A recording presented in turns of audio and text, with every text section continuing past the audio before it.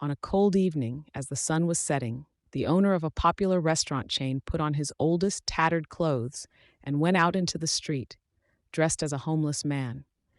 He headed to one of his own restaurants, determined to see for himself how his employees treated those less fortunate. Little did they know that they were faced with the task of determining who would inherit his huge business. So he decided to conduct a test and discovered something unexpected. Mr. Santiago did not come from wealthy people. His mother raised him alone, working for minimum wage, and he took part-time jobs to help her. Mr. Santiago began washing dishes in a restaurant and eventually became a chef. But he wanted to do better, so he started taking night business classes at a local college and later became his own boss. His first restaurant was small, with a simple menu, but it was great and popular with people. Santiago borrowed his first loan from a bank to open an establishment in Chicago, and from that moment his success skyrocketed. His restaurants won awards, top chefs from all over the country wanted to work for him, and from then on everything went swimmingly. He was the most respected restaurateur in the city. But time passed, and Mr. Santiago could no longer run his restaurants because his illness meant he could barely leave the house. His doctors explained that perhaps it was time to get his affairs in order, and that's how he faced his dilemma. Mr. Santiago has no family left. He never met the love of his life, despite receiving a lot of advances from women, and he didn't have children either. Who should I leave my property to? He often wondered. One of his lawyers suggested giving everything to a charity, but he wanted to think it through before making a will. He sat down at the wide table of his home with a notepad in his hands. I will leave the business to those who, like me, have fought tooth and nail to truly grow the business. But how can I find out? Should I look at the manager and chef's resume? It seems so impersonal, Mr. Santiago mused out loud. But then it dawned on him, and he came up with a plan. He changed into his oldest clothes and bought a worn-out cane. He grew a beard before heading to his restaurants. "Sir, I'm sorry, you can't come here," the manager said. And when Mr. Santiago tried to insist on his own, she called security. "Okay, you won't get anything," he thought, and headed to his other restaurant called Lure Desert Oils. "Go away, old man. Homeless people are not allowed into this Michelin-starred establishment. After closing, you can look for leftover food in the trash can," the director snorted contemptuously. "Wow, I don't have the best employees in the world," he noted to himself as he left.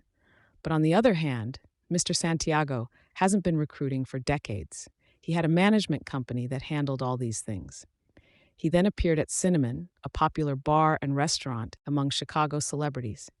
But he was again not allowed to go inside. "Dude, get out of here. This place has a dress code and is too expensive. You can visit the nearest soup kitchen," the waitress snapped.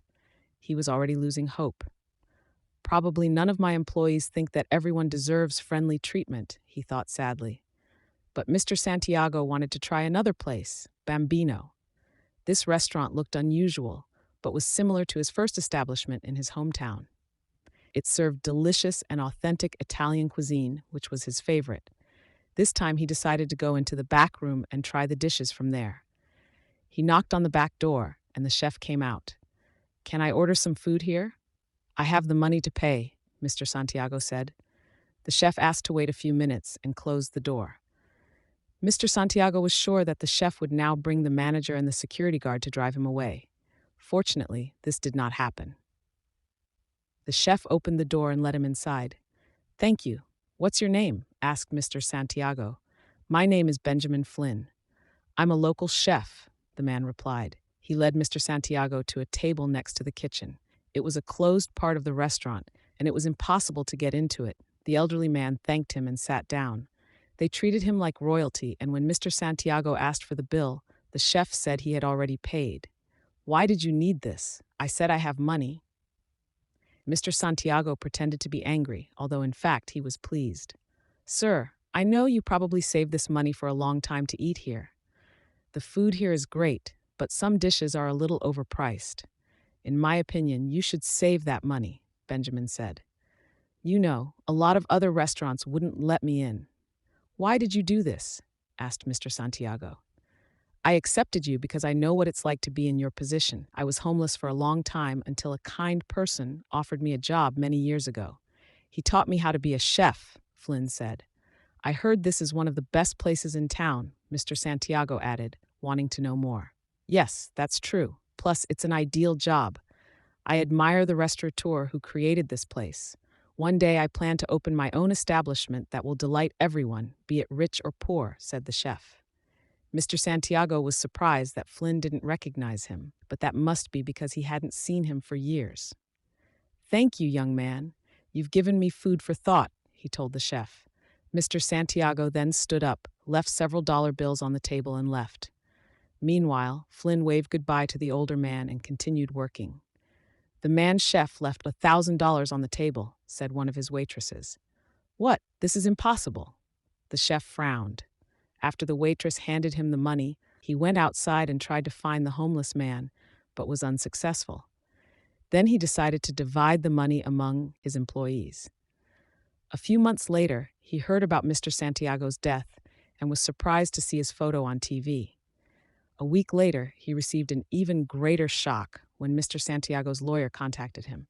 The older man left him everything, including a short handwritten letter explaining why he had chosen Flynn as his heir. The letter ended with the words, "I hope you will cope with the task of becoming the most famous restaurateur in the city. Your food is delicious, but now the hard part begins. Good luck." Dear viewers, what do you think about this story? Please tell us in the comments. And if you like this video, then like and subscribe to our channel. Goodbye.